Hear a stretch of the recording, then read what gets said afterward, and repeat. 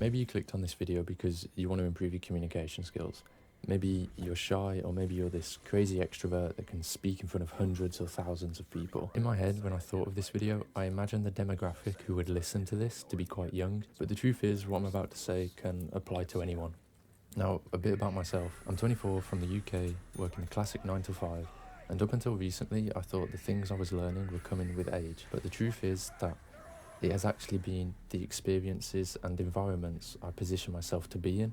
So I thought, why not share what I'm learning? It may help someone out, but if not, it could also be a point of reflection and development for me to look back on in the future. For the past year or so, I've had 30 minutes on a Friday designated to reflect on myself and how I'm developing. But the truth is, I could count on one hand how many times I've actually used that half an hour to reflect. So I thought maybe if I put my reflection out into the public, then it's kind of a motivator for me to actually do it rather than just skip over another reminder in the calendar. So let's get into the topic. How do you develop the ability to speak to anyone? How do you make all your conversations flow? How do you master the small talk and avoid those dreaded awkward silences?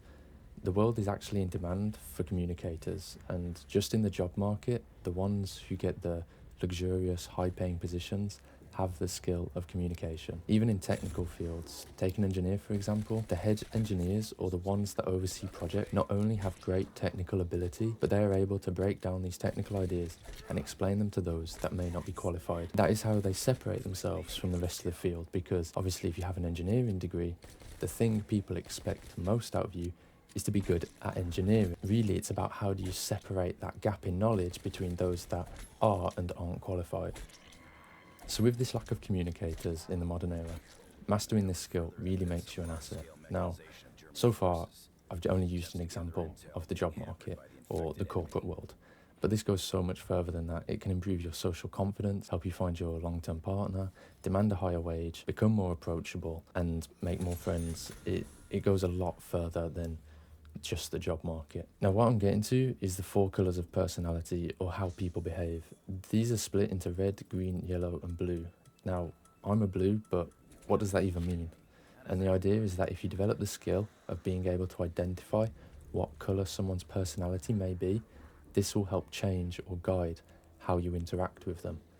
You may change the speed of your speech, your tone, the topics you speak about, and so on. This also does work for an individual and group environment, so it really is something to think about and try and master regardless of who you find yourself speaking to or what the situation is. So what separates the 4 colours and what are their characteristics for you to identify? The idea is that on one axis you have whether a person may be introverted or extroverted. This is like the classical advice of if someone's introverted, you'd give them open-ended prompts to encourage them to come out of their shell. But the 2 classic categories can then be split further. On the other axis, the y-axis, you have people who are thinkers and people who are feelers. And the idea between this split is to do with emotion, critical thinking, and how empathetic someone may be.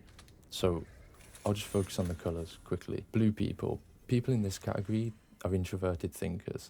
And this is where I lie. These people are analytical, precise, organised, quiet and logical, but they're also quite slow and non-committal to ideas. They may have good ideas, but will not share these unless really encouraged. This type of person often thrives in technical positions that demand attention to detail. Now, if you know or meet someone and they sound similar to what I've just described, you would want to be detailed and factual with them, make your ideas clear and logically prepared. And quite importantly here, you want to minimise any small talk, which sometimes people struggle with and see silence as this horrible thing that needs to be avoided. But for example, if speaking to someone in this category, it's actually a benefit. Then we have red. Similar to blue in being a thinker, but these people are much more extroverted. They're very driven, direct, fast-paced and ambitious. Think of your classic CEO shouting his ideas to everyone around him. As these people are heavily goal-orientated, you want to be direct, concise and focused on results when you speak to them. These people love efficiency. So in the opposite way to blue, don't focus on the details and instead focus on sharing what you are going to deliver. Especially in a work environment, offering these people the illusion of choice is absolutely massive, as they want to be in control. Of course, you can be, steering and pulling the strings in the background to nudge them into the choice you want them to make, but just giving them a couple of options can go a long way. So what happens if we flip the theory on its head and look at the feeling, more emotional colours? Starting with green, these people are introverted feelers. Typically, they are thoughtful, warm, approachable, calm, and have a lot of empathy. They really prioritize the relationships they have with others, and when speaking to them, you want to lead the conversation again, as they are still introverted, but don't push them into making any quick decisions or sudden changes. Give them space and time to be creative. People in this category like to follow the plan that others are happy with, rather than dictating it. This is the complete opposite of red. And you can think of red as being the person in the friend group who's, always suggesting the plans or creating the idea to go on holiday. But green is the friend that will always come on the holiday or always be up for the night out. They're very supportive. Green also can be considered to be a bit of a mediator. A lot of the other colours might have pretty extreme behaviours, but green is able to pull them back and really make a group setting thrive between people of different colours. Now the final category is yellow, similar to green but on the more extroverted side. Yellow people are like the life of the party. They're bold, enthusiastic, and can sometimes feel like a lot. Speaking to these people mean you also have to match their enthusiasm, focus on social opportunities and explore the big picture. Avoid the excess details and definitely don't be too formal, because this is the complete opposite of what the blue colour is. Now that is the 4 categories, and the better you get with matching them to whoever you are speaking to, the quicker you'll progress and grow in all areas of communication. The idea of being good at talking to people doesn't just come from generic secret that you're either born with or without, and only a few people have it. It's practice, just like everything else, and being able to tailor your conversation to the easiest way the other person can understand makes everything run smoother. Imagine you're going on holiday, but you have the advantage of being able to speak the local language. It just breaks down so many barriers and makes the whole experience a lot smoother. And also, in that situation, people will be thankful that you can speak their language, or thankful that you can communicate in a way that's good for them. Now, it is worth mentioning that these aren't set in stone, and it's also important to identify what colour you think you may be.